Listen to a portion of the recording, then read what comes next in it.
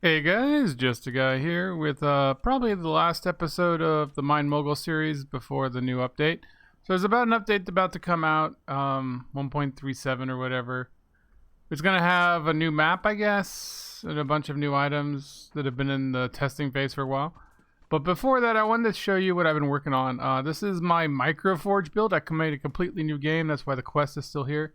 I'll actually start it now, just so you can sort of keep an idea of how things are moving. I have all 53 miners. I even put signs up so I could actually count 53. With turbo drills and hardened picks, right? Except for this one right here, I believe, has the regular miner just so I have a supply of emeralds. Like, I don't care how fast it is, it's just there. A couple of them are just putting raw coal into the machine because of the coal requirement, but other than that, I'm still making gems and everything else. Every single miner is hooked up to a small system. Most of them are about 2 or 3 nodes. Some of them are as low as one, like this one over here. It's just this one right here. Copper, right? The gems come out, or the coal comes out to the gem washing thing. I have it looped around now. I used to just do 2 shakers, but every once in a great while, for whatever reason, one piece of chunk of coal would get out and trigger the thing. So I just have a filter set here, and if coal comes through, it goes back in a loop to go out again. But yeah, so this one separates the copper and the coal, smelts the copper into plates and ingots, or ingots into plates, polishes them. And it comes up here to the packager. This one's just a little loop because I find the robot arms work best with the plates at dropping them straight down without an issue. Generally speaking, though, the packagers are fine as long as you have a low volume of items. Once they get too many items in one spot. But as you can see, I have everything's boxed. Everything's coming in. Some of the smallest ones, like right here, are just from the local node right here. We got this guy right here, and then I believe that guy right there goes to this section. Oh, and this one too, just because it's more coal, right? Yeah. And then we got the guy upstairs here. He's also packaged, smelted, and all that. I believe this particular one is just ingots. Yeah, because you need some ingots for the quest. So this one doesn't make anything. It's just polished ingots to go in, packaged and dropped. I find these roller things are a little bit faster than the conveyor belts, but the boxes wiggle and wobble all over the place. So it's not a great transport system for reliability unless you do what I did here, which is like 2 or 3 lines next to each other. It's mostly the parts where the boxes merge that cause the most troubles. Like if a box falls on top of another box, it'll just write it as 2 boxes, which is fine until it drops here, and then it'll drop, and then the second one will drop further, which is why the second line's right here. For the most part, it's fine though. Like now it's a little bit spread out. I had the curved pieces up originally, but every once in a great while they'd wobble and fall off. These pieces right here, right? So not only are they awkward to work with, right? But if you snake them like this, or even just have 2 turns in a row, sometimes they fall off. But see, I got like a lot of boxes here and none of them are falling off now. Right? See, that one actually got pushed far enough away to go on the second rail, so that's why it's there. Generally speaking, as long as you have a second rail towards the direction they're falling, it's fine. Like right here, they hit this and fall down. I used to have them jump over and go to here, but every once in a while they'd fall off, so I just had to go one shorter. And then this whole area right here makes the iron ingots, polished, plated, and deposited just for the iron plates. This one's just putting straight coal in there and crushing it because I needed it for the last feed of crushed coal. I could actually probably get rid of this right now because we don't need it for the super feet to be crushed. I don't have a thing ready. No. But yeah, so well, that'll work.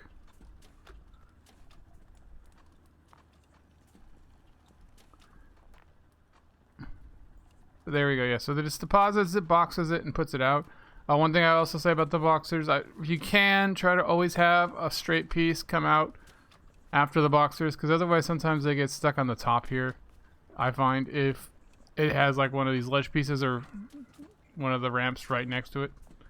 But the ramp or the ledge piece leading into the pieces seems to be the best way to convert these things. Like, you don't want to do a corner here like I used to. It just drops over. And then, like I said, I have two here again because sometimes these drop down on that one and it was causing issues. But now no boxes are falling. I do have all 53 going. I put signs down even to count to make sure. This is just because I find that boxes that fall too far have more issues than not, so I put an extra thing there. The other thing you have to watch out for is boxes will collide with you. So unlike most other belt items, if you're standing on a belt, it'll fall. But yeah, I like all those. As you can see, my thing on the side is going up. I swear I have every miner going with a turbo thing, and I swear it's slower than when I had just all the raw ores, but my item count is only 764. If you watched my other videos in the 4,000, 5,000 range, and lag was pretty bad. So the microforge thing does work in that aspect. So this one is just iron into ingots, I believe. Yeah, this one's just making iron ingots. The balance of all the items, I tried to do it pretty evenly. If you look at the left side, I'm getting a little bit more pipes than anything, but I just felt silly making things into ingots if I didn't have to. So like I have like 2 or 3 sections making ingots, but for the most part I try to make pipes.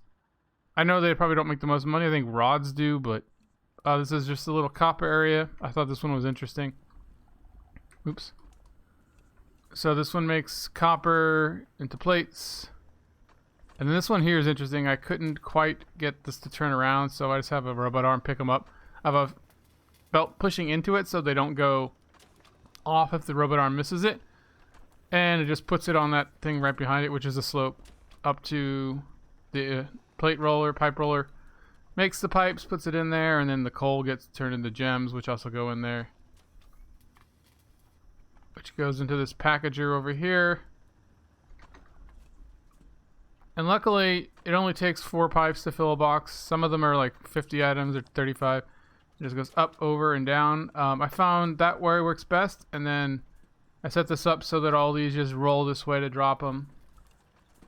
And it prevents too many issues usually. It's really random how this one particular falls, and you can't use chutes or anything. And the hoppers, the bottom won't work either. Right here I had to use a belt because otherwise they get stuck on that. But it works.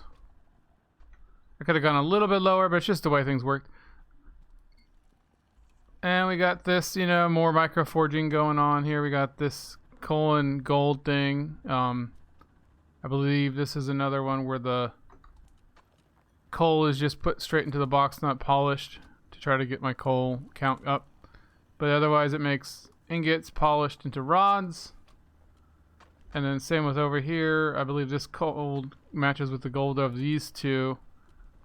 And it just produces. And I find that almost never have an issue, although you gotta be careful with this system of microforging. If there's a backup or an issue, you're a lot less likely to notice because it's harder to find things and harder to see things. So you're just sort of grouping them up in little bits at a time. And you just make all these things all over the place. I'm actually surprised I've not made a single emerald yet. I mean, I only have one single thing going, but I actually didn't want it too fast because I wanted to have that item count in the top, which once you complete the quest goes away. Oh, this one's interesting too. So this is the little upper hidden area, I believe. It's interesting in that I did have to use these belts because just the elevation was too fast for things. I'll go where the box come by. So it does, as you can see, these belts with no walls, boxes do go on them pretty good. In fact, I actually say they almost go better than the roller belt. So as you can see, it's a little slower though, like really slow. But it'll drop this off here, it'll bounce off the wall and land on these things and get pushed back in and keep going. And as you can see, these things are twitchy and bouncy all over the place. Like that one just did a 360 for almost no reason. And as you can see, it actually still have this one curve in here, and it bounces all around there. I don't lose any boxes here. I haven't seen any boxes here, so I left this one in. But under higher volume or two items hitting each other, it becomes an issue. But as you can see, this just seems to work better. Keep it straight, keep it ledge jumps, you know. But yeah, there's going to be a lot of things changing in the game, I guess. There's going to be bigger furnaces, different ores, I guess. New production requirements like striped pipes, I think, or striped rods, I think is what it was called, or threaded rods. This is just this area here. We got all the iron and gold and stuff. It gets sorted, or crushed and sorted. Makes into iron pipes, and then I think gold plates. You will find generally in the game, gold is your least resource. Oh no, this one's gold ingots. There's only like one node of gold over here, that's why I did it. And it goes in this packager. This one seems to be okay. I had it in the past, trouble with pipes getting stuck, but I find, I guess, the low volume of only a couple nodes onto one thing, it doesn't back up. But this just uses, you know, the normal shaker table thing to polish all the coal, and any coal pieces that don't get shaken go back through the system. And all these just lead to this thing. And like the main trunk lines of these roller tables for the boxes were probably the most complicated part about this. Trying to make them straight as possible, and then make sure they go everywhere, and then try not to have... Oh, this one box fell off. So I'm not quite sure why. There's nothing nearby. Sometimes though, if they land like this, a box came here and landed on that one, it'd be like half on, half off.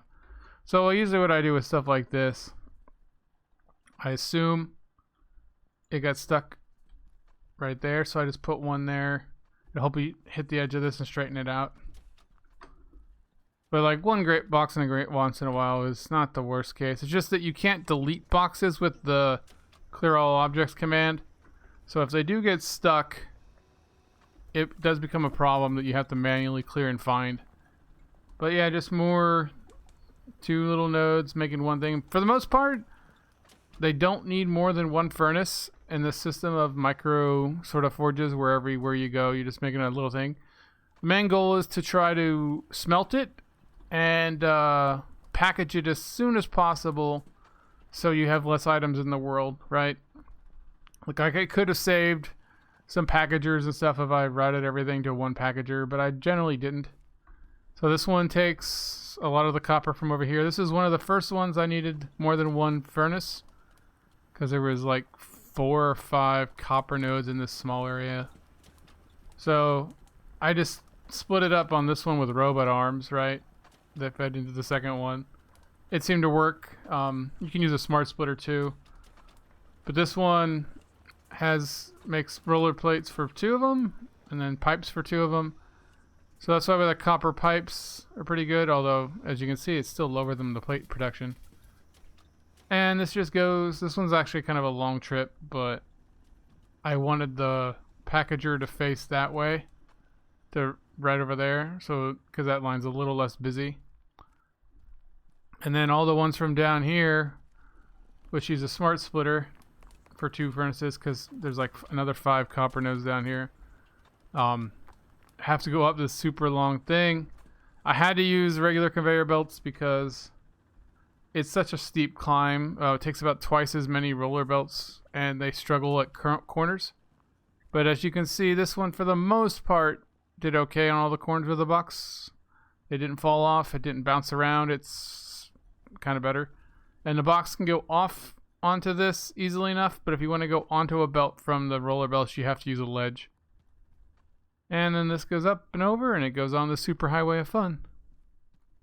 And then this is just a couple more things, some plates and gems from these 2, and then all these iron go there. So yeah, guys, this is just my little microforge thing. As you can see, I finally got 1 emerald.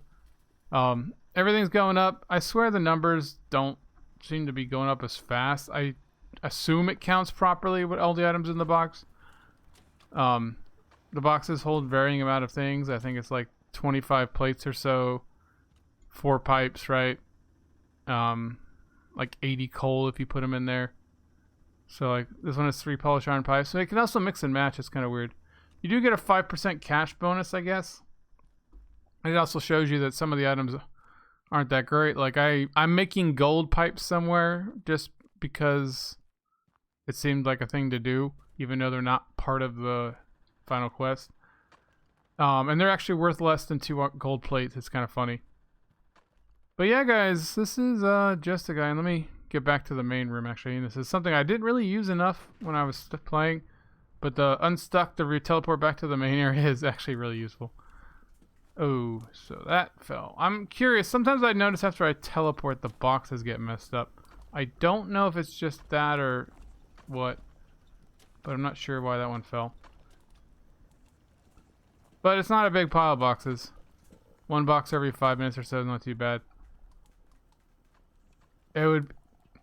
Basically, I think if you use all regular belts, you wouldn't have as much trouble. Although, again, when boxes collide and get on top of each other is when the real issues arise. And you probably still need 2 or 3 belts just to keep that an issue. But as you can see, like, it's pretty quick. Again, a lot of it's the pipes. It only takes 4 boxes to make a pipe. As you can see right there, those hit each other, ran on top of each other, but nothing fell off, nothing got it too much of an issue. They straighten themselves out eventually. But yeah, I'm looking forward to the new update. I just thought I'd try the packager system. I still think the build everything in the main area it looks more impressive. Oh wow, that box, I know why it fell. And here I thought I had everything all fixed out before I start recording these guys. So this will solve that issue, right? I don't know if it's like a 1 in a million thing because I've never seen one there before. Probably one of these is coming over just as that one was falling down. But that should fix it. And the good thing is, since I'm doing the microforge everywhere else, I can afford to cover almost this entire area in roller belts. But I'm looking forward to the new update, guys.